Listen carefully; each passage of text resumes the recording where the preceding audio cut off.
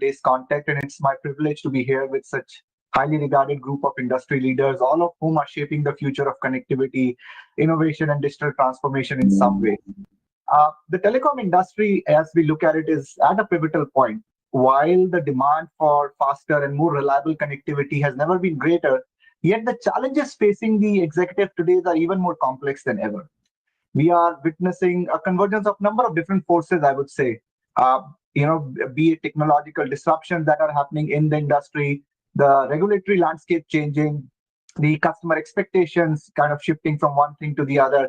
And all this requires telecom providers to rethink their strategies for the future. 5G and other accompanying wireless technologies, as well as wired technologies, are well on their way to kind of transforming the industries beyond telecom. So if you look at healthcare, you look at manufacturing, you look at smart cities, the question still remains, how do we move beyond just providing connectivity and truly monetize the full potential of whatever these networks have to offer? At the same time, AI and automation are revolutionizing network management, and they're promising greater efficiency. But the question again comes, what about workforce transformation? What about the accompanying risks that they bring in? Meanwhile, competition is also intensifying in many ways. Traditional telecom providers are no longer just competing with one another like they used to, but they're competing with the likes of the tech giants of the industry. They're competing with cloud service providers. They're competing with emerging satellite broadband companies that are redefining how connectivity is delivered nowadays. With OTT services continuing to siphon away revenue from core telecom services, we want to understand how do telecom leaders evolve their business models to stay relevant in this age. There are mergers, there are acquisitions, and strategic partnerships also that are on the rise. And what will this mean for the telecom landscape overall? Beyond business strategy, I believe there are also pressing societal responsibilities, right? So telecom has a critical role to play in bridging the digital divide and ensuring that there is connectivity for the underserved communities worldwide.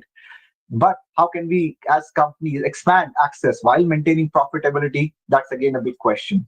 And as industries across the board focus on sustainability, telecom is no exception to it. And the questions that we will discuss today would also focus a little bit on how providers can reduce their carbon footprint and invest in green infrastructure while continuing to scale their operation. These are all the questions that we'll explore today, and I encourage everyone in the audience to be part of the conversation. Come, engage, ask questions, challenge the ideas that the panelists have thrown at you, and see how your ideas shape up. Our goal today is to provide you with actionable takeaways that you can implement in your organization also to drive growth and success. So without further ado, let's dive into this engaging discussion. Welcome Ramesh, Ahmed, and Vedat to this conversation. And I'm looking forward to have this engaging discussion with you on a variety of the topics that I talked about. So let's start off at a generic level, in my opinion, overall looking at the outlook of the industry overall. So from your perspective, what are the biggest disruptors that are shaping the telecom industry in the coming times? Maybe we can start with you, Ahmed, to kick things off. Yeah, definitely. So there's so many really enablers, I would say, on disruptors to talk about. So maybe this discussion can take in itself more than 1 hour, but I'll try to summarize a few of them and provide some hints. So to start with, of course, 5G deployment, which is really taking, a pace across the globe, and eventually talks about 6G in the horizon that will continue to drive really and change the way we connect and, play and entertain ourselves, as consumers and as enterprise. IoT, both in the home IoT and also outdoor IoT solutions being developed and explored and deployed at different capacity.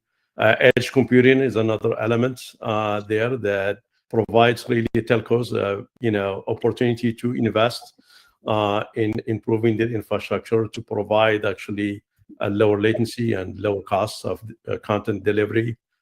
Cloud integration, definitely also another way that enables with 5G being cloud native and allows telcos eventually to scale up their deployments and offer more flexibility and more cost-effective architecture and deployments. operations. AI automation goes without saying. And of course, on the business side, also the competition, the market dynamics, the mergers, acquisitions, consolidation that we've seen happening over the last few years, the regulatory changes.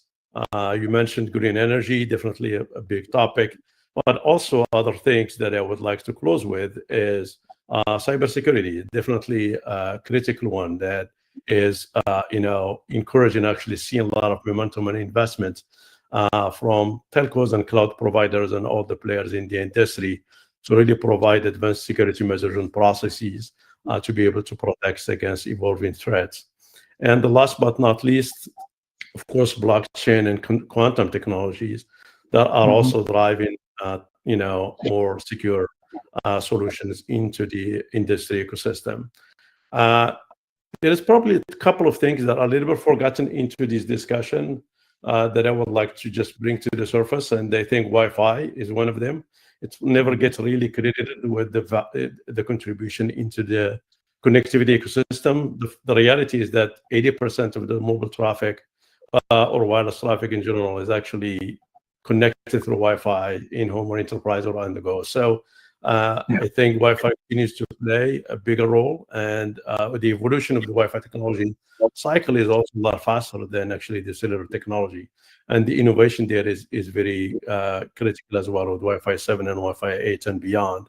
And the last but not least, the 5G technologies evolution as well. As I always like to say, wireless needs wires. So these towers need to be connected to the head ends. These, need to be connected to the internet, need to be connected across the world. So evolution in fiber is also critical to provide that scale. It's very pertinent, Ahmed, what you mentioned as a last point on fiber, right? I was just reading about how, for all the talks about AI and all the infrastructure and the backbone that is needed on fiber is tremendous. So, some very pertinent points. Vedat or Ramesh, any opening remarks from you on this topic? Sure, if I go first, of course, as an AI and machine learning practitioner, I will probably talk about the AI and ML perspective. So today, generative AI is going to make a big difference for consumers, in my opinion, that hyper-personalization possibility. Now, telecommunication companies deal with tens of millions of customers. Each person may have a unique need or persona or perspective or the services they need. So that makes AI a big opportunity for telecommunication companies from the perspective that, back in the days, we always only worked with structured data, but telecommunication companies have ton of unstructured data in terms of, voice interaction with customers or chat or email and all those things. And also, you guys talked about mergers and acquisitions. We know that especially US telecom companies are a combination of many companies coming from the past. And each have their own data structures, data platforms. There are so many of them. And also, each vertical in a telecommunication company is by itself a huge organization. Even the reverse supply chain for a telecom could be a multi-billion-dollar business. So, all that unstructured data is a great opportunity for telecommunication companies to utilize the premise of Gen AI combined with predictive and prescriptive analytics and provide a very hyper-personalized experience to their customers. And that's how they can differentiate themselves. And from that perspective, of course, it also goes to another important thing that you mentioned, Vivek, in your opening statement. Sustainability will become crucial because as you use Gen AI more and more, that means there are sustainability considerations as well in terms of power and water. So all those things will be really crucial for telecom this year and going forward. Very nice, Vedat. Yeah, I think that's very pertinent. Ramesh, anything from your side? I see this. I think these are all great points made by Ahmed and Vedat. I think from my perspective, where I sit, three things come to mind. The first one is not just because I'm driving cybersecurity in AT&T right now, but in general, the threat landscape is evolving even more rapidly than technology is evolving today, right? So the hackers, the bad actors always seem to be one step ahead of us. So how that's to me one of the biggest threats, and how we evolve our business and technology strategies in the telco sector in order to combat it effectively, where we use a combination of security models, right? It's a layered security model if you think about it, right? No one single solution is going to be comprehensive enough to deal with the threat vectors. So that's going to be a big one. The second one is AI ML is part of every single conversation today. How do we weave AI ML into two different areas? One is obviously the threat landscape itself, in order for us to continuously learn on how threats are coming in, what the signature patterns are, how to stay one step ahead of the bad actors. The second one is optimizing operations and even the network management and how traffic is routed in a much more efficient manner using AI ML in order to drive efficiencies in the telecom sector. The third, I think there's a last point that Ahmed made was, hey, wireless network. It's 5G is great, 6G, we are talking about it, etc. But there's always going to be congestion involved in a wireless network, right? How do you take the traffic from a tower to tower and backhaul it through your fiber network? So how companies go about their fiber strategy is going to be super critical in how traffic is managed on the wireless network. And that's where, we're going to talk about potentially convergence on how these two different networks, how they've evolved, wireline and wireless over the last decades, have to come together to solve customer use cases. That's kind of my opinion. Very nice. If I may just add 1 second here for zoom in on a couple of things. So thanks first of all to Vedat and Vivek for really kind of focusing and diving a little bit into the cybersecurity and AI ML, which are critical, definitely enablers for what's coming next, not just in the telecom sector, but in the broader industry context. I just want to also kind of really not be skeptical here, but I want to really kind of put some dose of caution, especially on the AI ML side of the business. So we have to be careful not to approach that with a lot of religion, and because it can be dangerous. So I think it's a domain that is still shaping itself, that is still evolving, and there is still a lot of learning. So we have to really approach it carefully. Definitely leverage it in many ways in terms of user experience, understanding, enhancement, network management, network automation. So, but you don't want to be victim of your own automation engine and trust it 100%.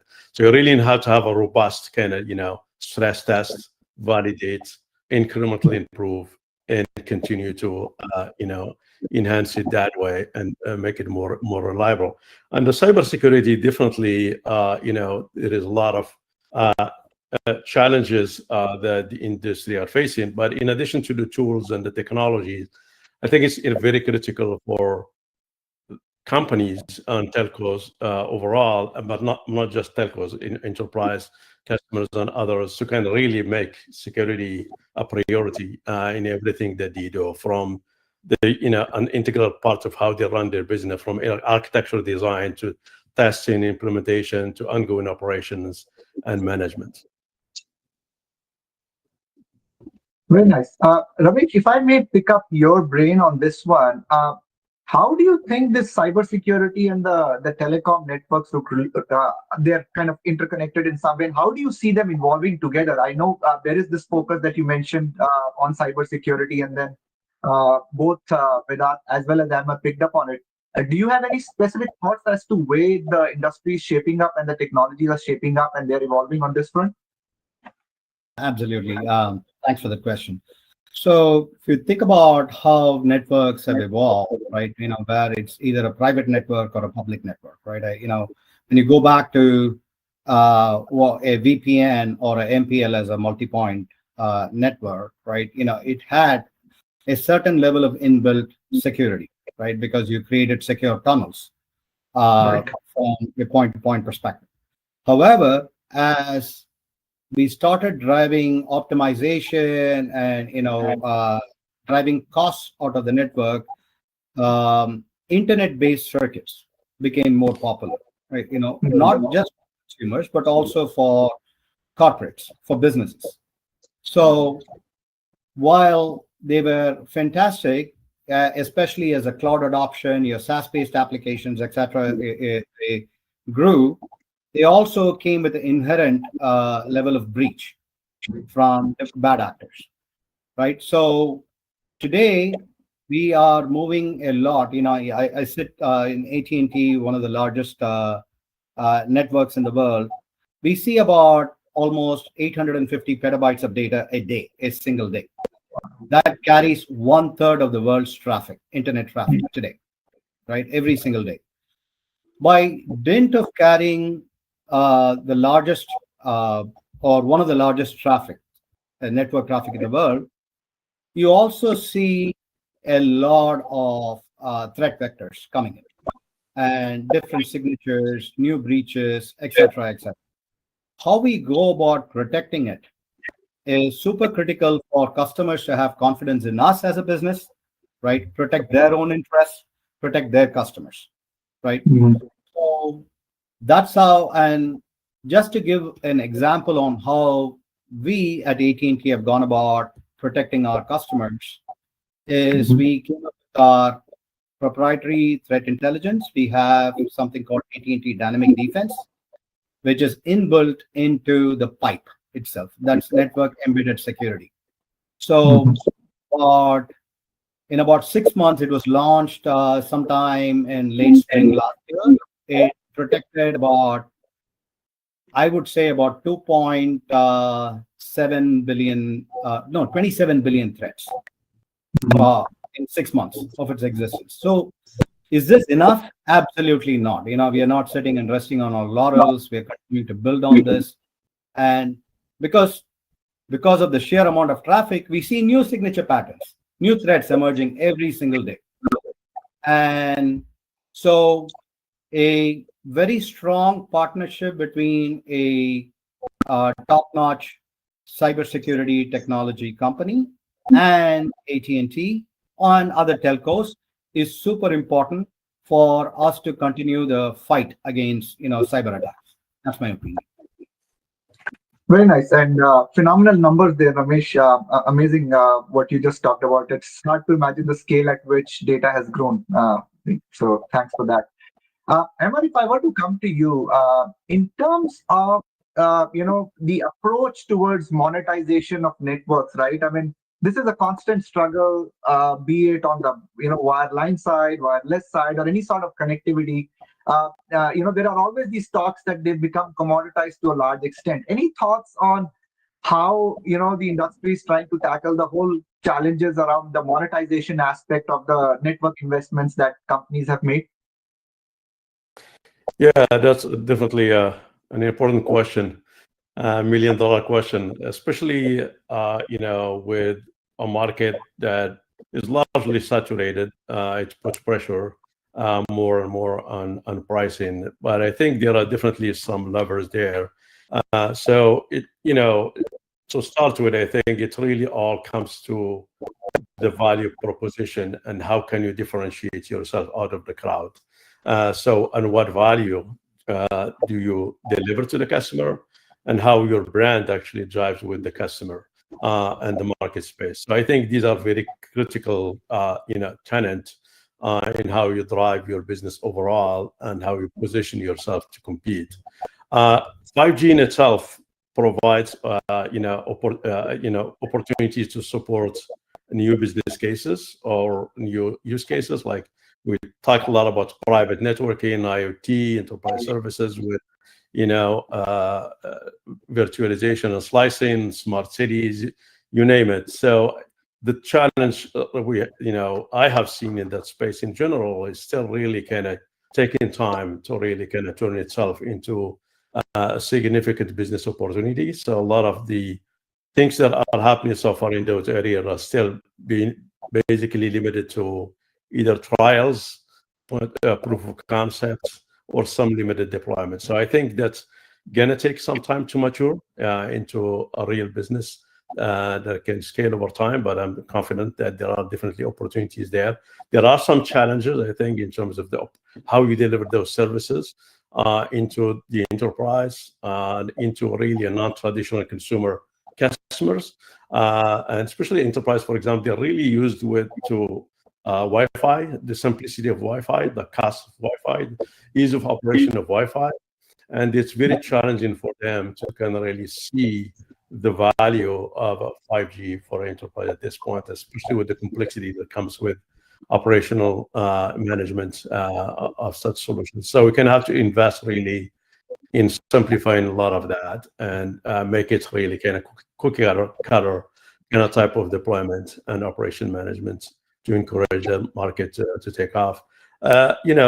Pricing and packaging and conversions is definitely important. So as we see and we talked about, the future is really not about one network or one technology. The future is about really how you can be smart about leveraging all the assets you have and the technologies you have to kind of really create a unique user experience and unique value, and also drive cost efficiencies. And what the cable has done, for example, in the mobile space, are really leveraging tremendously their Wi-Fi assets and their cable assets to deploy Wi-Fi and 5G small cells strategically in areas where there's high density of traffic, and really offload a lot of traffic from their MVNO partner onto their assets for a much lower cost structure, creates some disruption by improving the MVNO owner economics equation there.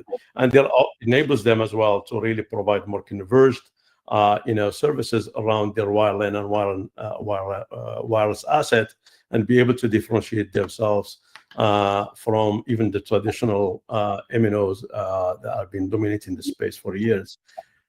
Other aspects to look at beyond these is definitely, like the network APIs. How can you really turn the network with 5G and eventually 6G? How can you turn the network into really a platform for monetization by exposing network capability through APIs? And you've seen probably multiple announcements in this space, like Ericsson with the joint venture with multiple MNOs across the globe, to enable really monetization of network APIs based on Camara and extension of the Camara APIs. You've seen actually also some public announcements from the cable industry, like from Charter with ByteIQ. So that allows them actually to expose APIs from their Wi-Fi network capabilities for different use cases that are interesting, to provide really an ecosystem for innovation, not just by the operator themselves, but also to a broader ecosystem of third-party partners who can innovate in the platform. And at the center of all of that is really two things that we're close with. Number one, you really need to continue to lead that innovation and differentiate your user experience and value. That is very, very critical to how you kind of position yourself again to compete against the crowd, and drive operational efficiency. We talked about AI, ML, cybersecurity, all those things are very critical, and you have to continue to leverage all those capabilities efficiently to drive more operational efficiency and reduce really costs, and really adapt more streamlined operations and also all digital operation over time. Sure. Interesting points, and I'll come back on the customer experience part of it. But with that, from your perspective, what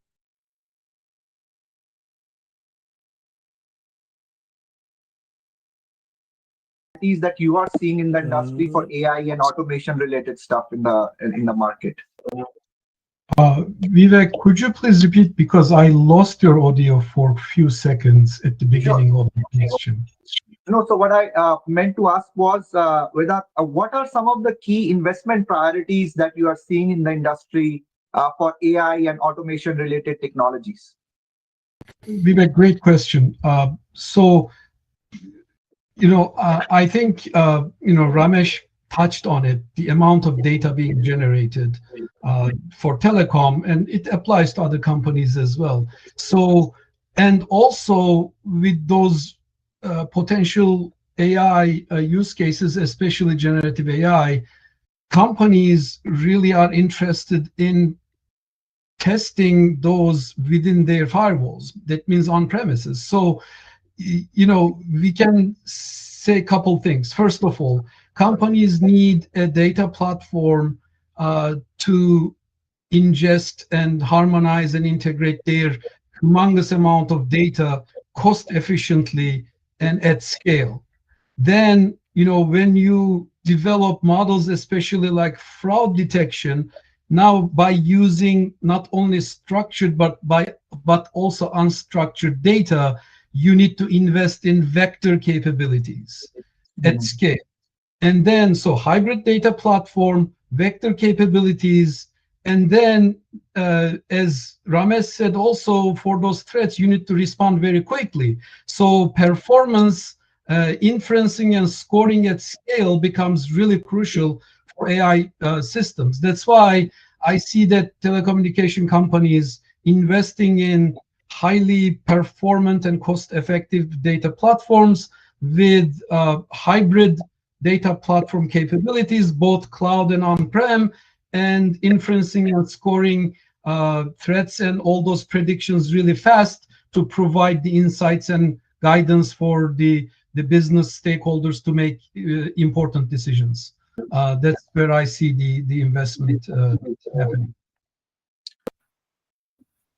Nice. Ramesh, a question to you specifically on because you play on both sides of fiber and then wired and wireline. I mean, how do you see the intersection of fiber and 5G networks evolving? And can you comment on instances where fiber connections were being backed by a 5G connection or vice versa to support some of the enterprises and the mid-sized businesses or some other type of businesses that you've been supporting? Yeah, absolutely. I think that's a great question. So how we see it is the network has got to be ubiquitous. So where you live, where you work, where you travel, where you play, they all melt together. Today, connectivity is taken for granted.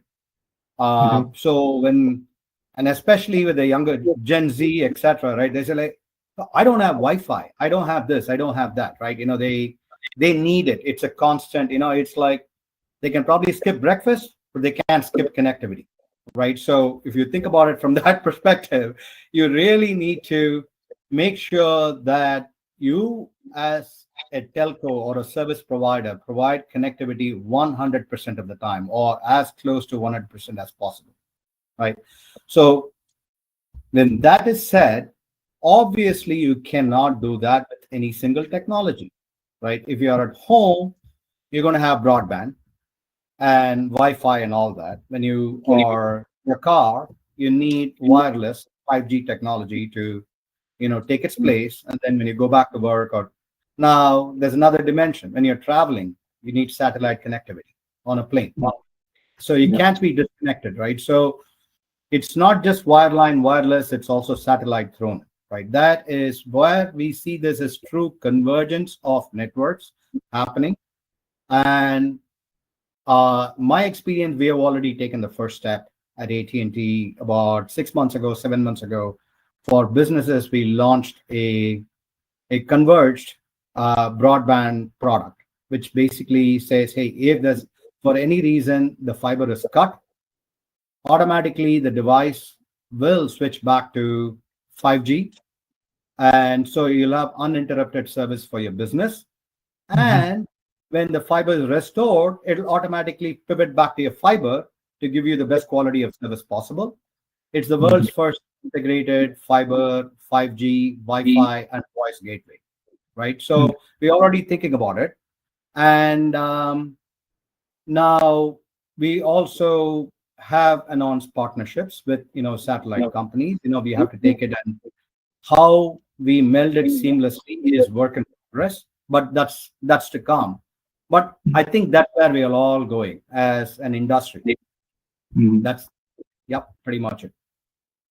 Nice, Ramesh. I'll pick up the point that you talked about on the satellite side of things. I think with the whole end-to-end concept coming in and direct to phones connectivity for satellite. I mean, we're seeing instances where first Apple came in with their messaging service in remote areas for via their satellite partnerships, and now more and more companies like AST Mobile, etc., are also coming in, and a lot of providers, service providers, are also launching joint partnerships along with LEO-based satellite providers to provide ubiquitous connectivity, right? So I think that's definitely a trend towards which the market is evolving.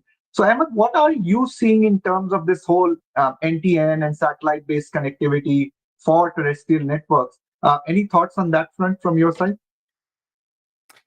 Yeah, sure. So I think there is definitely it has two sides of the coin here. So it has definitely opportunity for partnership and also opportunities for competition.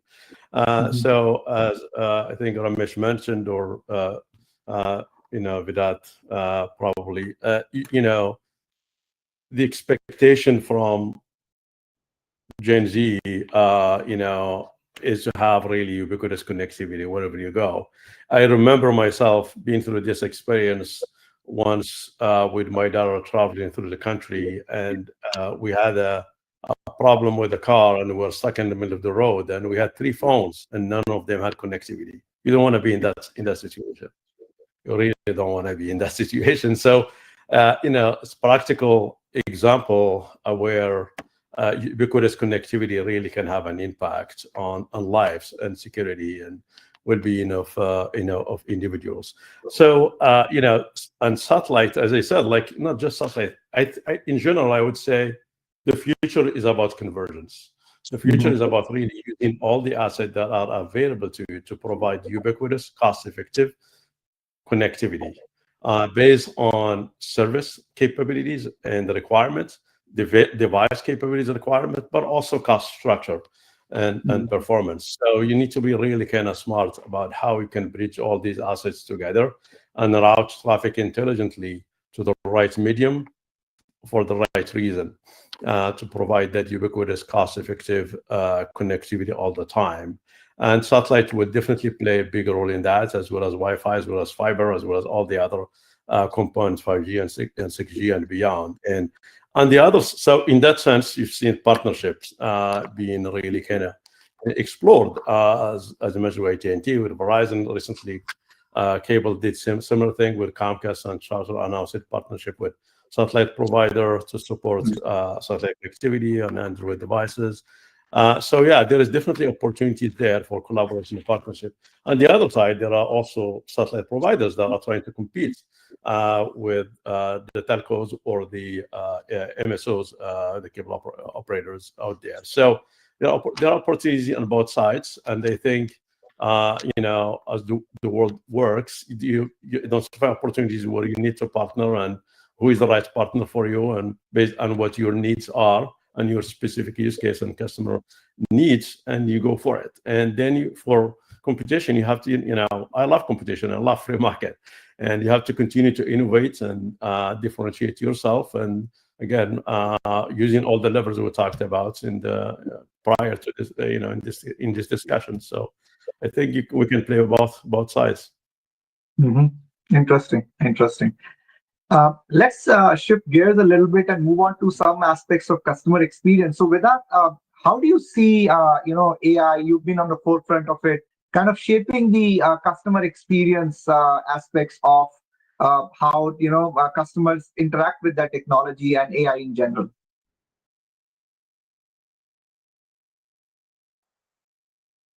Virat, can you hear me?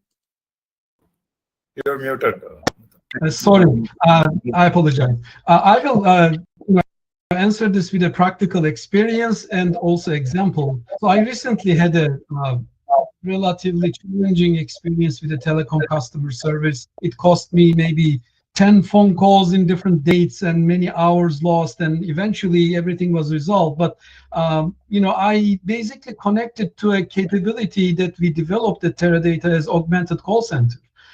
Customers interact with telecommunications companies, whether or not it is a trouble or it is an upgrade question, it is a plan change. There are so many different things, right? So in an augmented call center, you can leverage generative AI, predictive AI, prescriptive AI to develop that hyper-personalized response and care to that specific customer.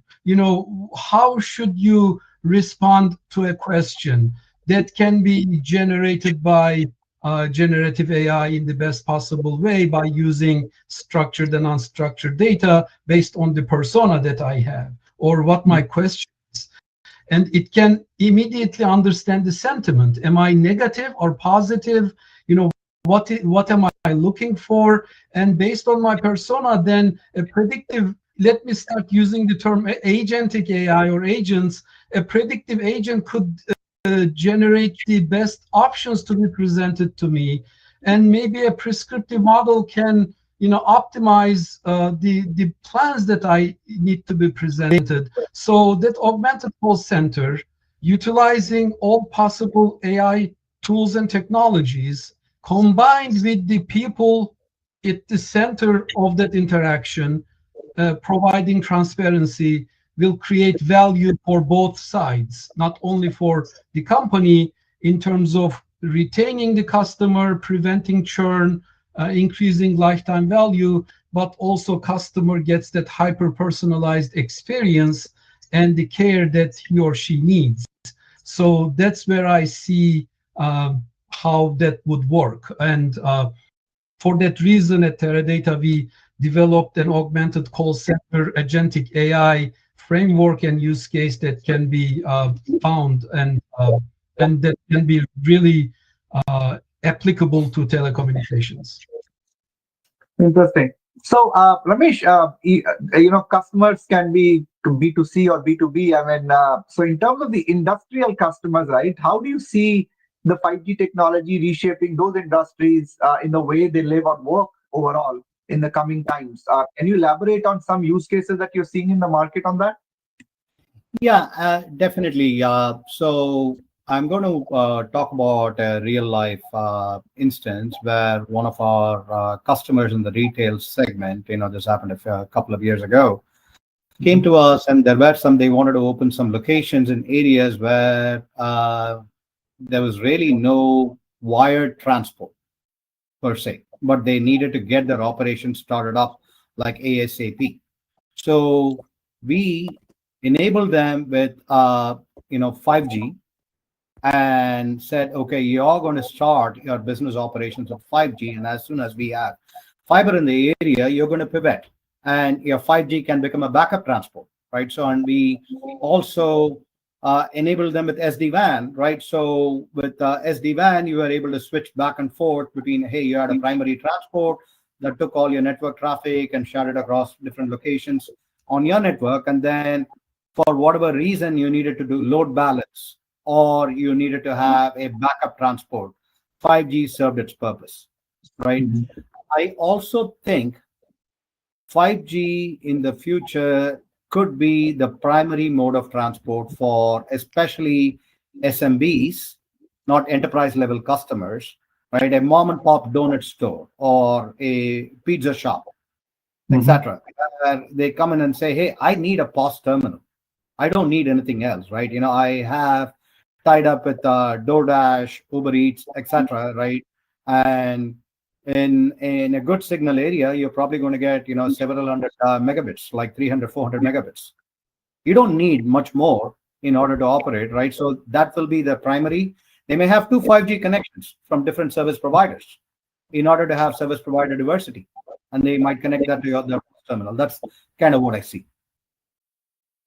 Very nice. Yeah, some very practical example that you shared there. I've seen that myself on the retail side of things. So thanks for that, Ramesh. Emma, if I were to come back to the point that you had made some time ago, you briefly touched upon the whole concept about customer experience, and how do we reinvent that? Any more thoughts on how digital experiences are kind of shaping up nowadays, especially with respect to what we can offer to the customers in the telecom market? Yeah, so I think we've seen more and more definitely operators investing in the digital experience cycle through really automation of workflows, and from the process of ordering to shipping to activation to monitoring supports all the way to billing, of course, and targeted customer support solutions like Vedat mentioned before. So there is definitely opportunity here to optimize costs of operations and delivery and management and support. At the same time, it has to be done right because you really want to have a consistent user experience across all your touch points, because and be able to really kind of also pick up things wherever you left them from.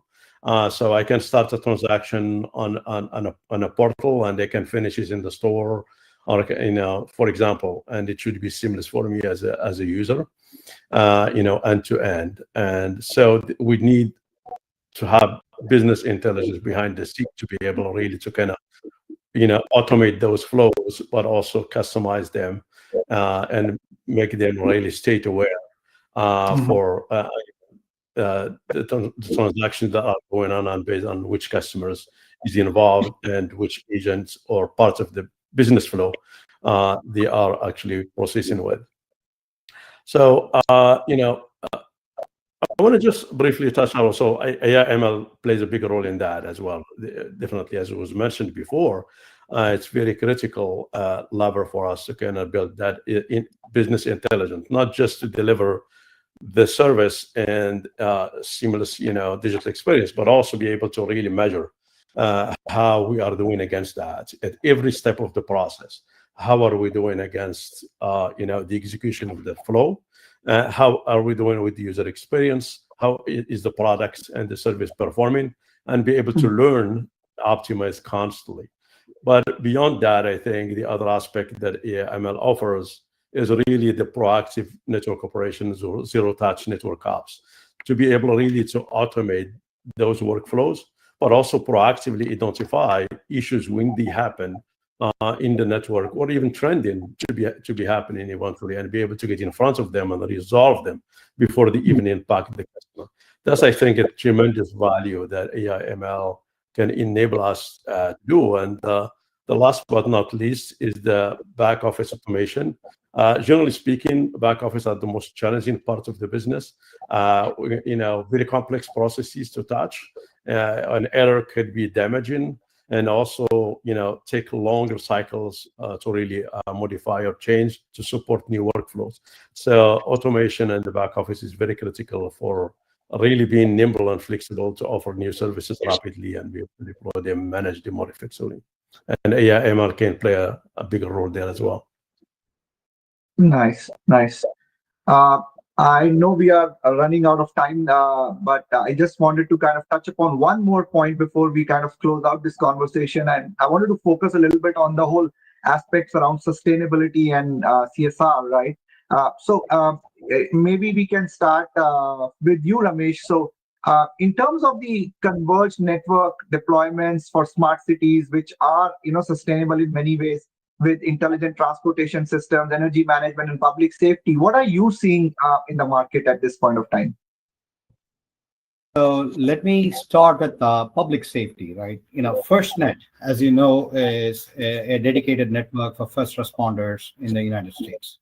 AT&T has made significant investments, and it's the number one in FirstNet. It's got a dedicated network, so your public safety, whether it's your EMT, your doctor, your fire responders, etc., they always get a priority of the traffic, right? Even there's no concept of network congestion, etc. Band 14 is being dedicated to that, right? So I think as it becomes as population increases or networks, kind of usage increases, continued investment in FirstNet is going to be super critical because that becomes a lifeline for many people. In terms of smart cities, it's going to be the collaboration between all the high-tech companies or the hyperscalers and with the telcos. That's going to pave the way for good deployment of smart cities. Because today, I also think maybe a little bit of a biased opinion. The infrastructure that was laid by all the telecom companies has been overutilized by hyperscalers and all the clouds, etc. Right, where it's almost reduced to a commodity, all the pipes. But without all of these pipes across the globe, there would be no GCP, there would be no AWS, there would be no Azure, and so on and so forth. So it needs to be a win-win for both the hyperscalers and the telcos in order for smart cities to truly emerge. You just can't lay a network across a city and say everything is going to be seamlessly connected, including your IoT, your smart devices, etc., and then say put the onus on the cost of the build on telcos. I'm going to stop there and let my other panelists comment on that too. Sure. With that, you've been on the AI and infrastructure side of thing, and the perception is that these large language models and then the whole infrastructure for AI does consume a lot of energy, right? So what's the thought process in kind of making it more efficient? We know what DeepSeek did with respect to their models, and they kind of did it in with a very reduced infrastructure requirement overall. How do you see the market evolving on that side with the whole sustainability in mind? Sure. We are, as a company, very conscious about this thing, and within our trusted AI framework, sustainability is one of our core pillars. Now, what I think is that not every business problem requires a large language model, okay? Or tens of thousands of GPU. If you are automating things, even running predictions, you can use what I would call small or task-specific language models that may run within your firewalls. And there are business problems that can even be solved or contributed to be solved with a small language model running on a CPU framework. You don't even need a GPU. So companies should be very smart in terms of finding out the most impactful use cases to deliver value to their bottom line by using AI and Gen AI in general, and optimize the resources required to do that. That's how that's why as a software provider we have multiple methods of enabling those AI. It could be a small model running in database with a specific set of data, or it could also go to the other end of the spectrum and require an API to Gemini or OpenAI. But again, it is really important for companies to be really smart and very specific about what business problems they are solving and what are the resources required. It can be done cost effectively and without requiring too much energy. And and you guys know, people are building 100,000 GPU farms. Jensen is about 1 million plus GPUs running in a data center. I don't know, maybe they need to open those data centers close to sun to be able to use energy. But it is really important and crucial, and everyone in this domain should be very concerned about sustainability. Absolutely, we need to be very conscious about it. We are running to the top of the hour, but I think there are some questions, and then Ramesh and the panelists have been kind enough to answer many of them on the chat. So thanks a lot for that. There are a couple of questions that I see, which is very relevant right now. to the context which Vedat you spoke, which is how do you see the role of AI for an audience which is more rural and which is far from the mainstream audience, right? In many ways, and connectivity is limited there, so satellite can play a part in providing connectivity, but it may not be that kind of connectivity that you traditionally see in a urban environment, right? So are you seeing something which is really relevant for the rural audience, and does AI play a role there too for them in some way? I know agriculture, etc., can be use cases. Are you kind of seeing something there? I'm happy to chime in here quickly, but Yeah. and my partners here can add to it. So there is definitely a role for satellite, and I think the proper role for satellite, and there are innovation in the satellite side to provide lower latency and and higher throughput. Of course, there's a long way to go there to meet the fiber capabilities. Nevertheless, it's much better than what probably is available today. In addition to that, of course, there is significant investment, subsidized by the government actually to provide more ubiquitous connectivity in rural areas. So if you may be familiar with RDOF or BEADs, that are available at different level of government for funding different providers, network providers, to encourage them to actually address the digital divide in those areas. So I think that there's a combination of solutions that again play a role. I keep going to the same point. There is not one solution fits all. I think it's going to take a village, and it's going to be a combination of solutions.